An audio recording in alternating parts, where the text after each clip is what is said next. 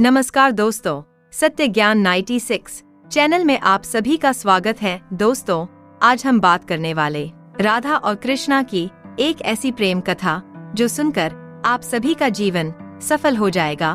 तो दोस्तों, आइए वीडियो को शुरू करते हैं। सतयुग और त्रेता युग बीतने के बाद जब द्वापर युग आया तो पृथ्वी पर झूठ, अन्याय, असत्य, अनाचार और अत्याचार होना शुरू हो गया और फिर प्रतिदिन उनकी अधिकता में वृद्धि होती चली गई। अधर्म के भार से पृथ्वी दुखित हो उठी। उसने ब्रह्मा, विष्णु और शिव के पास पहुंचकर प्रार्थना करने लगी कि वे उसे इस असहनीय भार से मुक्त करें, लेकिन वे तीनों ही पृथ्वी को इस भार से मुक्त करने में असमर्थ थे। कोई उपाय न देखकर विष्णु ने कहा, चलिए हम लोग भगवान के पास चले, वही हमें कोई उपाय बता सकेंगे। विष्णु जी और लक्ष्मी जी ब्रह्मा और शिव के साथ गोलोक में पहुँचे तो उन्होंने परब्रह्म परमेश्वर को कृष्ण के रूप में और उनकी माया को राधा के रूप में देखा। गोलोक के वृंदावन नामक सुंदर और सुरम्य वन में एक सुंदर आश्रम था। उसी के निकट एक नदी बह रही थी। विष्णु ने परब्रह्म परमेश्वर को पृथ्वी के दुख की गाथा सुनाई तो उन्होंने कहा, मैं पृथ्वी के दुख से परिचित हूँ। पृथ्वी को भार मुक्त करने के लिए शीघ्र ही मैं ब्रज में कृष्ण के रूप में अवतार लेने वाला हूँ। मैं वासुदेव की पत्नी देवकी के गर्भ से जन्म लूंगा और मैं अपनी माया से और मेरी माया मुझसे पृथक नहीं रह सकती, इसलिए मेरी माया राधा के रूप में बरसाने में वृषभानु गोप के घर में जन्म लेगी और उसके बाद मैं पृथ्वी को इस भार से मुक्ति दिलाने का प्रयास करूंगा। क्योंकि एक एक पापी का वध करना कठिन है, इसलिए मैं ऐसा उपाय करूंगा कि संसार के समस्त पापी स्वयं ही लड़ भीड़ कर पृथ्वी को भारहीन बना देगा। आप लोग निश्चिंत होकर अपने अपने को पधारिए और मेरे आदेशों को प्रतीक्षा कीजिए। विष्णु आदि देवताओं ने परमेश्वर को प्रणाम किया और अपने अपने लोक में आकर परमपिता के आदेश की प्रतीक्षा करने लगे। कुछ समय बाद ही अत्याचारी और अनाचारी मथुरा नरेश कंस के कारागार में बंदी वासुदेव की पत्नी देवकी ने एक बालक को जन्म दिया। बालक के रूप में जन्म लेने से पूर्व ही भगवान ने उन्हें अपनी योजना बताते हुए आदेश दिया था कि वासुदेव जी उन्हें गोकुल में नंद गोप की पत्नी यशोदा के पास छोड़ आएं और उसी समय उनके गर्भ से जन्म लेने वाली कन्या को लाकर कंस के हवाले कर दें। वह कन्या मेरी योग माया है।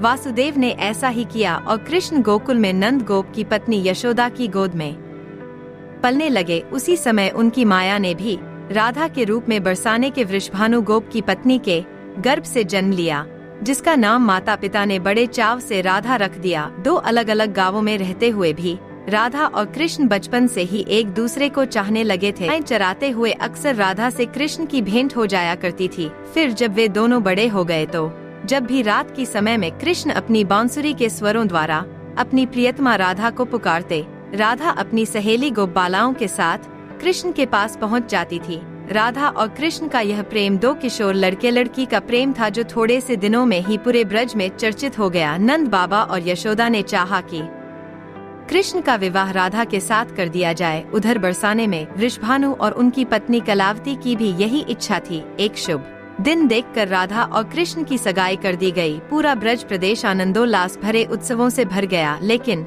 उन दोनों का विवाह नहीं हो पाया था कि कंस के आदेश पर अक्रूर ने कृष्ण को बुलाने के लिए मथुरा से वृंदावन पहुंच गए और अत्याचारी कंस तथा राक्षसी स्वभाव वाले उसके अनुचरों का वध करने के लिए कृष्ण को बलराम के साथ वृंदावन छोड़कर मथुरा जाना पड़ा।